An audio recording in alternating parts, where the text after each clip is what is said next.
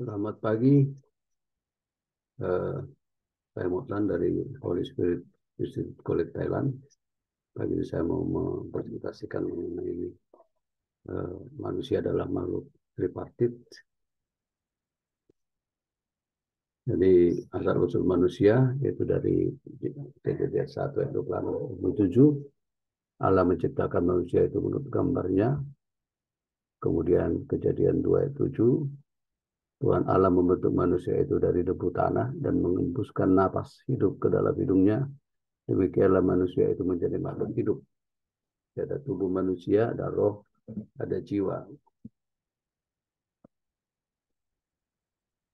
Kemudian manusia Tritunggal.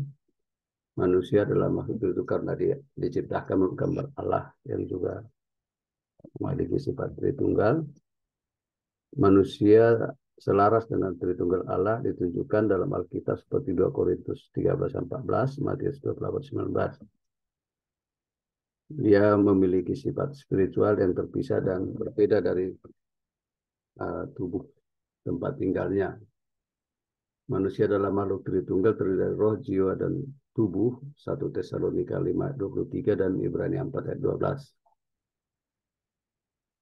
Kemudian tubuh daging, unsur lahiriah manusia, unsur daging yang dapat dilihat, didengar, disentuh, dan sebagainya. Berbuat dari debu, 96 unsur, dan daging, tulang, juga organ, dan juga memiliki panca indera. Kemudian juga yang bisa merasakan rasa sakit. Tubuh pada akhirnya akan lenyap dan berhenti berfungsi, ya, kembali menjadi debu ketika kita mati, yaitu mengalami pembusukan, ya, kembali ke tanah. Kejadian 3:19. Jiwa ini menyangkut pikiran, kehendak, dan perasaan yang tidak dapat dilihat. Ya, kata jiwa dalam bahasa Greek itu suci, itu adalah akar kata psikologi. Ya. Ini terkait dengan kasih sayang, emosi, dan seterusnya. Kata jiwa ditunjukkan dalam Kejadian 2 ayat 7.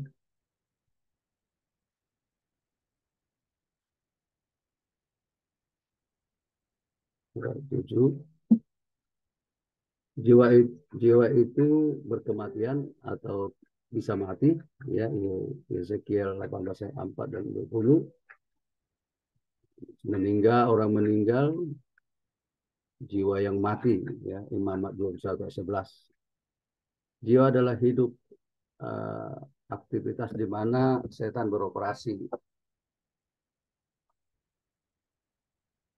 Setan memohon kepada jiwa manusia yaitu kasih sayang dan keinginan yang tidak pernah diarahkan ke Tuhan sampai setelah roh telah dilahirkan kembali.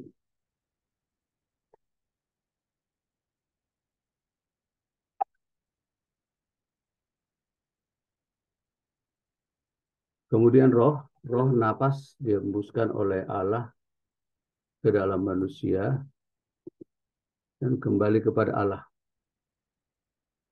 Kata roh berasal dari kata Ibrani ruah atau Yunani pneuma, mengacu pada hubungan kita dengan Tuhan. Bisa kita lihat dalam Mazmur 104:29 dan Yakobus 2:26. Kemudian ketika roh Allah menerangi roh manusia dengan cahaya ilahi dan kehidupan, manusia itu mulai menyerahkan kasih sayang dan kemampuannya kepada Tuhan. Roh itu sendiri, atau Roh Kudus, bersaksi dengan semangat bahwa kita adalah anak Allah. Roma 8 ayat 16. Beberapa orang mengajarkan bahwa jiwa dan roh adalah dua kata yang memiliki arti yang sama. Ayat ini dengan jelas memberitahu kita bahwa mereka mempunyai arti yang berbeda. Ini dalam 1 Tesalonika 5:23, Ibrani 4 ayat 12. Kata Yesus, Allah itu roh dan barang siapa menyembah dia harus menyembahnya dalam roh dan kebenaran. Yohanes 4 ayat 24. Kesimpulan, manusia adalah makhluk Tritunggal terdiri dari roh, jiwa, dan tubuh. Tubuh daging, unsur daging yang dapat dilihat dan didengar, disentuh, dan sebagainya. Jiwa, pikiran, kehendak, perasaan, unsur batinnya manusia yang tidak dapat dilihat, roh, napas yang dihembuskan oleh Allah ke dalam manusia dan kembali kepada roh Allah. Sifat alami manusia memungkinkan manusia berkomunikasi dengan Allah yang juga roh. Pandangan saya, tubuh dikuasai oleh jiwa, jiwa dikuasai oleh roh, hidup kita akan baik dan diselamatkan apabila roh kita dianugerahi Roh Kudus. Jika roh kita dikuasai oleh jiwa dan dikuasai roh yang tidak dipenuhi Roh Kudus, maka kita akan berantakan atau tidak selamat pada saat kedatangan Yesus yang kedua kali.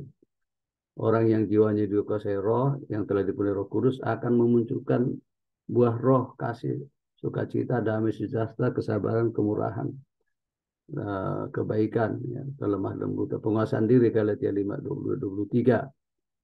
Jadi dan walaupun manusia mempunyai Tritunggal, tetapi sifatnya berbeda dengan ketunggalan Allah yang sifatnya eternal. Kalau manusia tidak, kecuali diselamatkan pada kedatangan Yesus yang kedua kali. Demikian presentasi, terima kasih. Salam.